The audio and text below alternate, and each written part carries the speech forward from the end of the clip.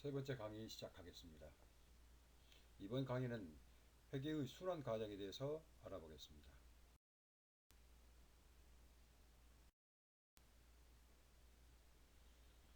회계상의 거래 내용 중에서 회계의 순환 과정에 대해서 보면 거래의 인식, 거래의 기록, 총 계정원장, 그 다음에 수정 전 희산표, 정산표, 결산 수정, 계정의 마감, 재무제표 이러한 형태로 순환 과정이 이루어지겠습니다.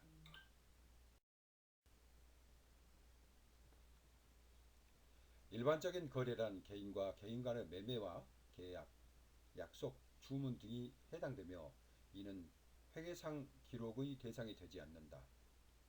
회계상의 거래는 자산, 부채, 자본의 증감을 가져오는 경제적 사건이며 화폐 단위로 측정할 수 있어야 합니다. 매매, 도난, 화재, 분실, 감가상각, 대손, 충당금 등이 이에 해당됩니다.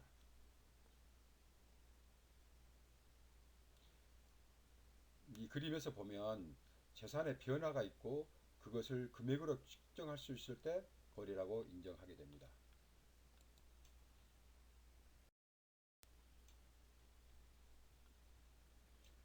일상적 거래이긴 하나 회계적 거래가 아닌 경우를 살펴보도록 하겠습니다.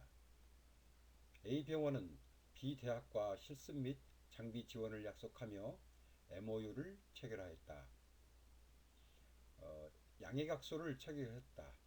또 뭐 약속했다. 이거는 하나의 약속과 뭐 각서이지만 실질적인 그 어떤 거래,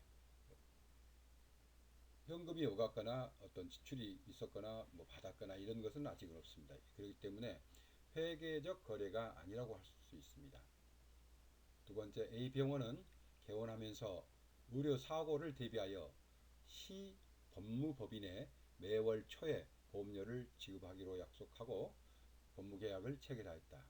그러니까 계약은 체결하였지만 실제적으로 돈이, 현금이, 자산이 또는 부채가 이런 것들이 거래된 것은 없었기 때문에 회계적 거래라고 할 수는 없습니다. 부동산의 임대차 계약이나 상품의 매매 계약과 같은 것은 일상생활에서 거래로 통용되지만 거래 시점에서 자산, 부채, 자본에 아무런 증감 변동을 가져오지 않는 단순한 계약 행위이기 때문에 회계상의 거래로 보지 않습니다.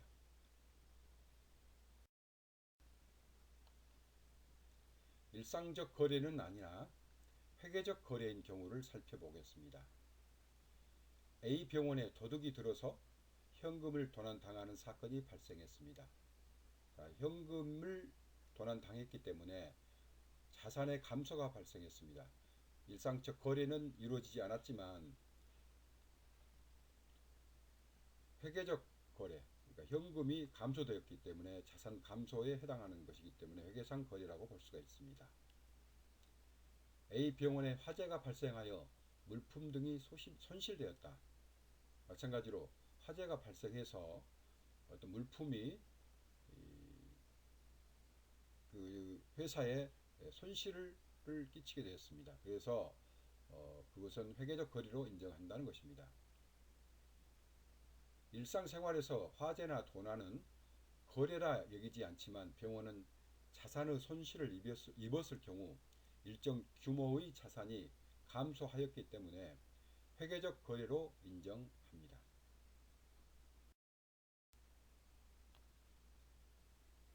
세 번째, 일상적 거래인 동시에 회계적 거래인 경우를 살펴보겠습니다. A병원은 자동차 보험 계약을 체결하고 10만 원을 납부하였습니다. 계약을 체결하고 10만 원을 납부하였다. 이거는 일상적 거래와 회계적 거래를 동시에 충족하고 있습니다. 그래서 이거는 회계상의 거래라고 볼 수 있습니다.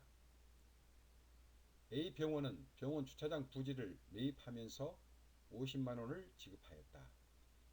이 또한 마찬가지로 주차장 부지를 매입했고 현금을 지급했기 때문에 회계적 거래인 경우입니다. 동시에 일상적 거래를 하였습니다. 자산의 처분과 취득과 처분, 수익의 발생, 비용의 지급 등은 일상적인 거래이면서 자산, 부채, 자본에 영향을 미치기 때문에 회계적인 거래로 인정이 됩니다.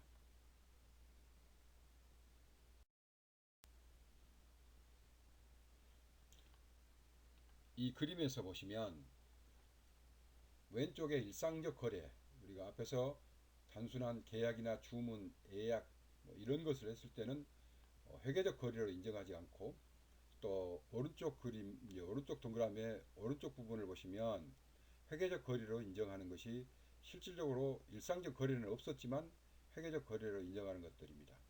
화재, 도난, 분실, 감가상각, 또 대손 충당 이런 것들은 상대방과 계약이나 주문 이런 것이 없었을지라도 이거는 회계적 거래로 인정하는 것이고, 일상적 거래면서 회계적 거래인 것은 매매, 채권, 채무의 발생과 소멸 이런 것들입니다. 실질적으로 매매라는 것은 직접 물건을 사고 현금을 지급하는 형태의 거래가 되겠고, 채권이라는 것은 어떤 돈을 빌려 주었거나 또는 어떤 서비스를 병원에서 진료를 제공하고 그 진료비가 발생된 어떤 그 채권이 되겠습니다. 이런 것들의 발생과 소멸은 일상적이면서 회계적 거래라고 할 수 있습니다.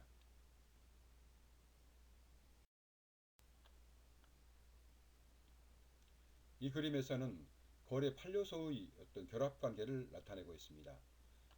먼저 그 차변과 대변이 있는데, 여러분들이 아시다시피 자산은 왼쪽에 표시되고 또 자본과 부채는 오른쪽에 표시됩니다. 그러니까 이것이 정상적으로 나타난 경우를 얘기하는 것이고, 또 손익계산서는 비용은 왼쪽, 수익은 오른쪽에 표시하게 됩니다. 그래서 우리는 이걸 하나의 약속인데, 이거는 부기에서 나타나는 그런 그 어떤 장부에 기입하는 방식이 되겠습니다. 차변은 왼쪽에 표시하는 것입니다. 왼쪽에 표시하는 것입니다. 또 오른쪽에 표시하는 것은 대변이라고 합니다. 그래서 재무상태표에서 자산과 부채 자본이 있는데, 자산의 증가는 차변이었었습니다. 또 부채의 증가는 대변이었는데 부채의 감소가 나타나는 경우는 차변이 되겠습니다. 또 자본의 증가는 대변이었는데 자본의 감소는 차변이 되겠습니다. 수익의 발생은 대변이 되겠고 비용의 발생은 차변이 되겠습니다. 그래서 이 거래의 8요소가 이 8가지로 나타나게 되겠습니다.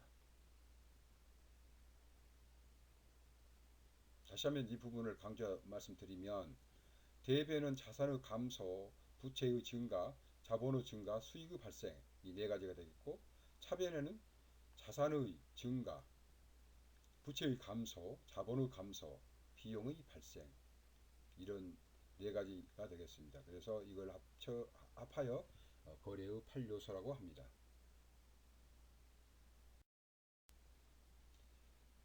이 거래 8요소를 예시로서 전체적으로 한번 살펴보겠습니다. 자, 거래의 예시를 보시면, 첫 번째, 의료 장비를 100만 원에 구입하고 대금은 현금으로 지급하였다. 이런 경우는 의료 장비를 구입하였기 때문에 자산의 증가가 되고, 대금은 현금으로 지급하였기 때문에 현금의 감소가 되겠습니다. 그래서 이 거래는 자산의 증가와 자산의 감소가 동시에 나타났습니다. 자산의 감소는 현금의 감소가 되겠고, 장비의 증가는 자산의 증가가 되겠습니다. 두 번째, 의료 장비 100만 원을 외상으로 매입하였다. 여기도 마찬가지로 장비가 도입되었기 때문에 자산의 증가가 이루어졌고, 외상으로 매입하였기 때문에 이 부분은 부채의 증가가 되겠습니다. 그래서 자산의 증가는 차변, 부채의 증가는 대변이 되겠습니다. 세 번째로 보시면, 현금 100만 원을 출연하여 병원을 개원하였다. 현금 100만 원을 증가시켰고 병원을 개원하였기 때문에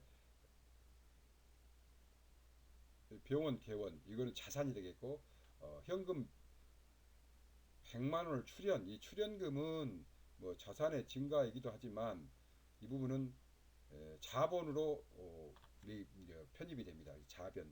자본의 증가가 되겠습니다. 그래서 현금 100만 원은 자본의 증가, 그 다음에 병원 개원 이 부분은 어떤 토지랄지 건물이 있다고 생각하고 자산의 증가가 되겠습니다. 그 다음에 약국 임대료 수익 100만 원을 현금으로 받았다. 현금 100만 원이 들어왔고 임대료 수익이 발생했습니다. 그럼 수익 발생은 대변이 되겠고 현금 100만 원은 차변이 되겠습니다. 다섯 번째, 의료 장비의 외상 대금 100만 원을 현금으로 갚았다. 그렇습니다. 의료 장비 외상 대금이니까 이거는 외상 대금 부채를 갚았으니까 부채가 감소되었죠. 그다음 현금으로 갚았으니까 현금이 감소되었죠. 현금이 감소되면 자산의 감소 대변이 되겠고 부채의 감소는 차변이 되겠습니다. 의료 장비의 외상 대금 100만 원을 어음으로 지급하였다. 여기 보시면 외상 대금이니까 이거는 부채입니다. 또 어음도 마찬가지로 사실은 부채입니다. 그러니까 부채의 감소와 부채의 증가가 동시에 일어났습니다. 대변 부채의 증가, 차변 부채의 감소 이렇게 표시할 수 있겠습니다.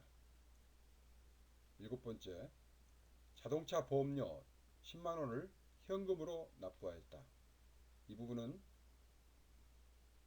비용과 현금 감소가 이루어졌습니다. 현금을 10만 원을 납부하였기 때문에 자산의 감소가 되겠습니다. 그래서 이건 대변이 되겠고 비용의 발생은 차변이 되겠습니다. 여덟 번째, 자동차 보험료 10만 원을 납부하지 못해 연체되었다. 보험료 10만 원은 비용은 발생했는데 이걸 납부하지 못해서 연체됐기 때문에 이게 부채로 인식되겠습니다. 그래서 부채의 증가 대변, 비용의 발생 차변 이렇게 표시해야 됩니다.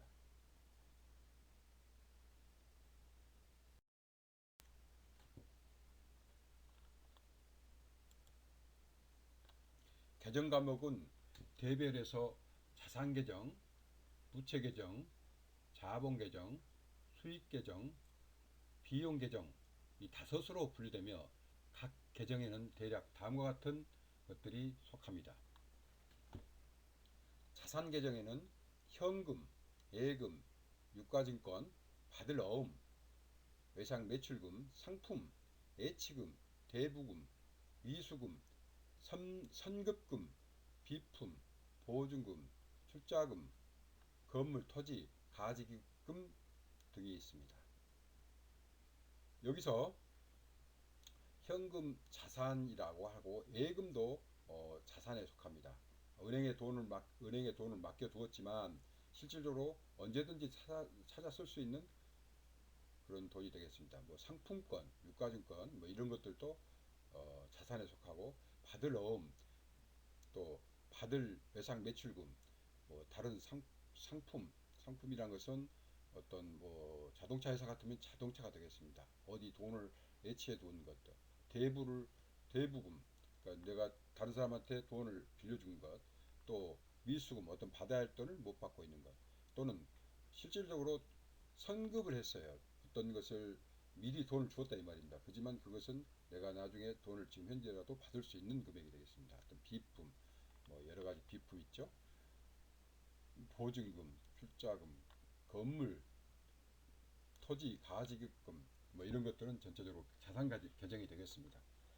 부채 계정에는 지급어음, 예상매입금, 미지급금, 예수금이란 것은 어떤 실제적인 그 서비스나 상품을 제공하지 않았는데 미리 예약을 해가지고 돈을 받아놓은 것을 말합니다. 차입금, 돈을 빌리는 것입니다. 선수금, 이것도 마찬가지로 어떤 이것을 내수금과 좀 비슷한 겁니다. 먼저 돈을 받아놓은 것입니다. 실질적으로 우리가 뭔가 지급하지 않았고 서비스를 제공하지 않았는데 먼저 받아놓은 것입니다. 당자 차월 이런 것도 있습니다. 여기서 당자 차월이라는 것은 여러분들이 이제 뭐 당자 수표를 라는 말씀을 들어보셨을 것입니다. 어떤 회사가 어, 계속 거래를 위해서 은행에다 당자를 개설하게 됩니다. 그러면 당자를 개설하게 되면 그 당자 이내에서 그 당자 수표를 발행하면 수표를 받아가는 사람이 은행에다가 그것을 수표를 제공하고 그 돈을 받아가게 됩니다. 그런데 그 당자는 어느 일정 금액 한도 가령 10억 원 내에서는 언제든지 그 거래를 이렇게 할 수 있도록 은행과 회사가 사전에 계약을 하고 그 계약된 범위 내에서 언제든지 그 다른 상대방이 어떤 다른 제3자가 수표를 가지고 왔을 때는 은행에서 그 회사를 믿고 지급해 준다는 것입니다. 그런데 그 지급해주면 회사는 어느 기간 내에는 그것을 갚아야 됩니다. 말하자면 10억은 항상 이제 10억이 채워져 있거나 돈이 들어가 있거나 또는 뭐 5억이었는데 7억이 이렇게 뭐 지급됐다. 그러면 언젠가는 2억을 더 갚아야 됩니다. 그런다면 내가 가지고 당자 계좌에 들어가 있는 돈이 5억인데 은행에서는 2억을 더 주었습니다. 그러면 이 2억에 대해서는 당자 차월, 빌려줄 차, 차용하다 할 때 차, 이런 그 당자 계좌의 금액보다도 더 많이 주었다. 뭐 이런 의미로 해서 당자 차월이라고 합니다. 그래서 이것도 부채 계정의 항목이 되겠습니다. 자본 계정, 자본 계정은 자본금 또는 자본 준비금, 이익 준비금, 이무적 적립금, 단기 미처분 이익 등이 있습니다. 수익 계정, 이 수익 계정은 매출이나 상품 매매이익, 그 다음에 수입이자 할인료. 수입이자 할인료라는 것은 여기서 은행에서 주로 나타나는 것인데 은행 그 재무제표에서 나타나는 것인데 어떤 뭐 매출 그 당자 수표를 발행했는데 당장 이것을 당장 이렇게 받을 수 없을 때 은행에다 먼저 이렇게 그 얼마 할인하고 받아가는 경우가 있습니다. 이것을 수입이자 할인료 그럽니다. 유가증권 이자, 그 다음에 수입 배당금, 매입 할인, 투자 부동산 임대료 등이 있습니다.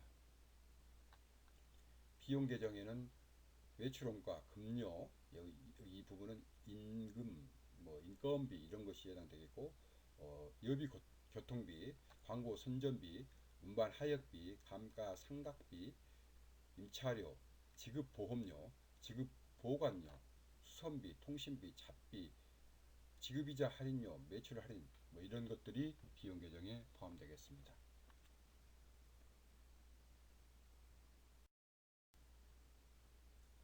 그래서 이것을 이제 펴서 보시게 되면 자산 계정에는 현금, 진료 재료, 약품, 미수금 이런 것들이 있습니다. 여기서 현금은 자산이라는 것을 여러분 이해를 하겠죠? 그다음에 진료 재료, 뭐 거지랄지 또는 뭐 붕대랄지 뭐 이런 여러 가지 뭐 알코올이랄지 또 소독 뭐 이런 것들이 많이 있죠. 이런 진료 재료들은 또 어떤 수술하기 위한 뭐 여러 가지 그 장비들 뭐 여러 가지 그 소모품들이 있습니다. 이런 것들은 진료 재료에 속합니다. 그래서 그런 것들을 할지 약품 또 미수금 받지 못한 돈 이런 것들은 자산에 속합니다. 부채는 외상매입금, 미지급금, 차입금 이런 것들을 부채라고 말하고 자본금은 기본금, 자본잉여금, 그다음에 이익잉여금 이런 것들이 있습니다. 손익계산서에는 이제 비용과 수익이 있는데 비용에는 급여, 약품비, 감가상각비, 이자 이런 것들이 있습니다. 이 재무상태표에서 자산에 약품이 있고 비용에서 약품이 있습니다. 여기 위쪽 자산의 약품은 가지고 있는 상태입니다. 여기 비용에서 약품비는 그 약품을 처방을 해가지고 환자한테 약품으로 지급을 해버렸습니다. 약으로 줬습니다. 그럼 아스피린을 10개를 열알을 줬다면 이거는 하나의 비용으로 지급한 것입니다. 그래서 내가 가지고 있는 상태는 재무상태표에 표시되고 어떤 사람한테 매매했거나 지급했을 때는 비용으로 이렇게 표시되는 것입니다. 또 수익 부분에 있어서 입원 수익과 외래 수익이 있고 임대료 수익 이런 것들이 있습니다.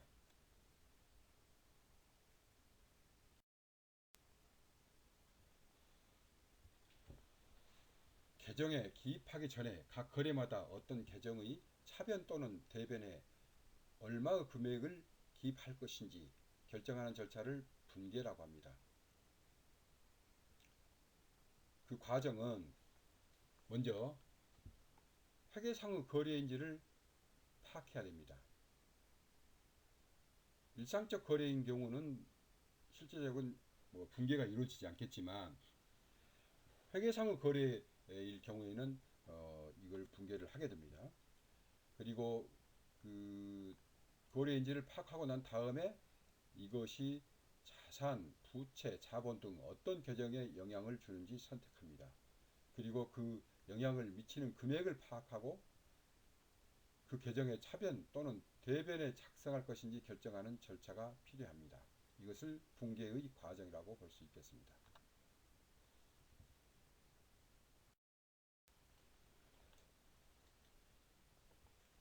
분계장을 작성하는 방법은 이 분계장에는 5가지 란이 있습니다. 칸이 있다는 얘기입니다.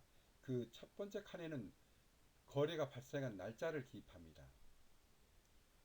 두 번째 칸에 적요란이 있는데 왼쪽에는 차변의 계정 과목을 기입하고 한 줄 아래 오른쪽에 대변의 계정 과목을 기입하는데 계정 과목에 또 가로를 붙이고 그 밑에 거래 내용을 기입합니다. 이 부분은 뒤에서 다시 표로서 한번 살펴보도록 하겠습니다. 원면이 있습니다. 분계장에서 총 계정 원장에 정기하는 것을 빠짐없이 하기 위해서 분계장에서 총 계정 원장에 정기한 후에 총 계정 원장의 해당 계정의 계좌번호나 페이지를 기입합니다. 원면날은 분계장의 내역과 총 계정 원장의 내역을 대조할 때를 대비해서 기록하는 것입니다. 그러니까 분계장의 어떤 분계 내용이 총 계정 원장의 몇 페이지에 가지고 가 있는가 이것을 알아보는 것입니다. 차변란, 차변 계정 과목의 금액을 기입합니다. 대변란에는 대변의 계정 과목의 금액을 기입합니다.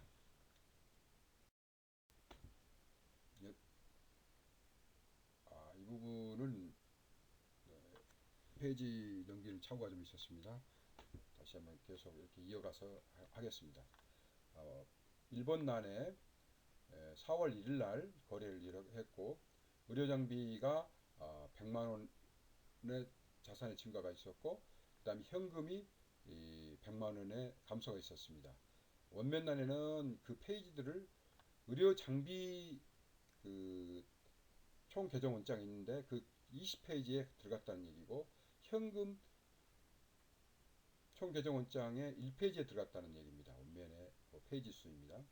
그리고 밑에 적요란에 보면 의료장비를 현금으로 구입했다 이 내용이 있는데 이 부분은 말씀드린 그 적요란의 어떤 구매의 어떤 사실을 여기다 표기하는 것이 되겠습니다.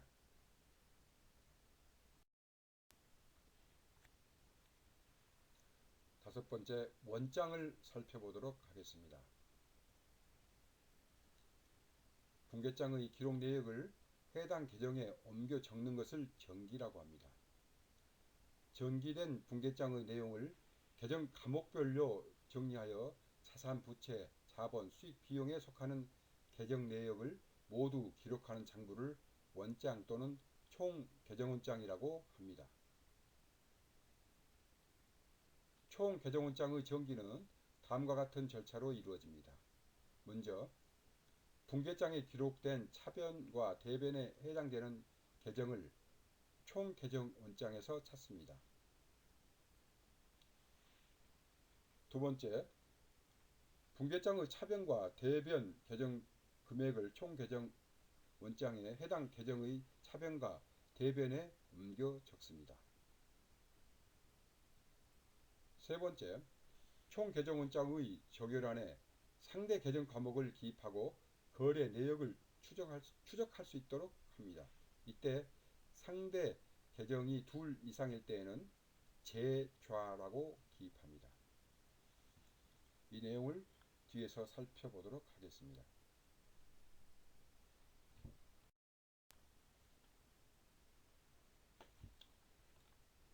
먼저 이 원장의 내용인데요.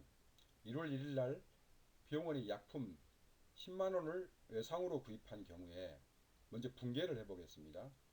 분계를 하게 되면 이 약품이 이 자산의 증가가 있습니다. 10만 원의 약품의 자산 증가가 있었고 또 10만 원을 외상으로 구입했기 때문에 외상매입금 부채가 되겠습니다.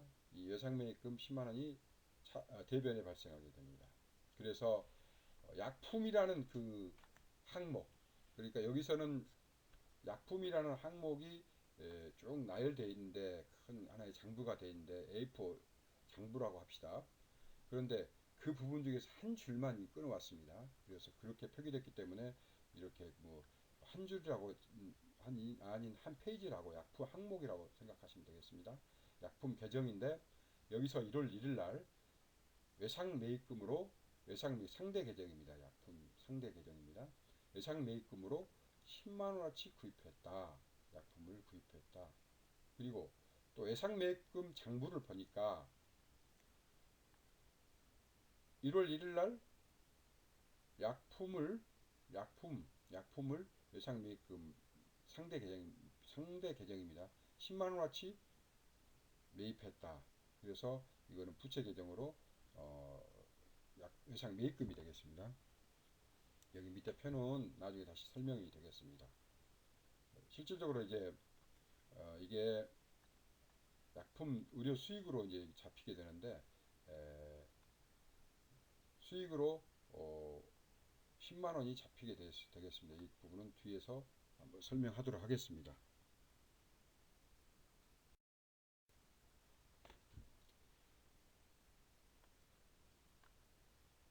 (1월 31일) 날 병원에서 발생한 의료 수익 10만 원 중 5만 원은 현금으로 받고 나머지는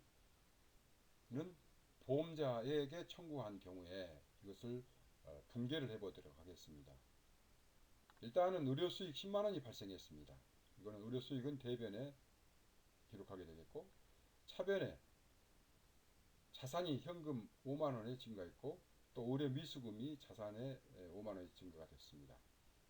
이렇게 분계를 하고 그다음에 이걸 원장에 기입해 보도록 하겠습니다. 자, 현금이 자산의 증가가 있었기 때문에 차변이 되겠죠. 1월 31일 날 의료 수익으로서 5만 원이 현금이 들어왔습니다. 또 의료 미수금으로서 1월 31일 날 의료 수익이 5만 원이 증가됐습니다. 이거를 의료 수익은 어떻게 인식하게 되냐면 의료 수익은 대변이 되겠죠.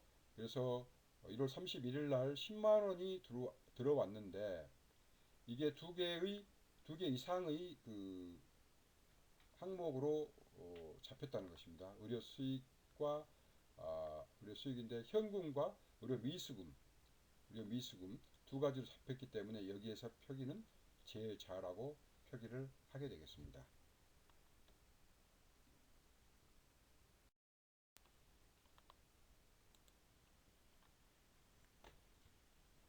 병원에서 일어나는 회계의 순환 과정을 살펴보면 크게 회계 기간 중에 실행하는 분계와 결산 과정으로 구분할 수 있습니다.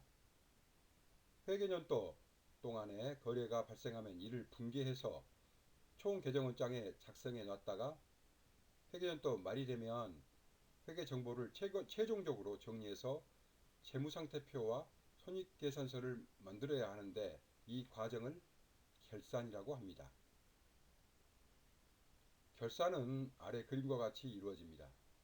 예비 절차로 원장의 자료를 기초로 시산표를 작성하고 결산 정리사항의 수정하고 정산표 작성이 이루어지면 본 절차인 분계장 및 총개정원장의 마감이 이루어지고 기타 보조부의 마감을 거쳐서 재무상태표와 손익계산서, 현금 흐름표 및 4번 변동표의 작성을 하게 됩니다.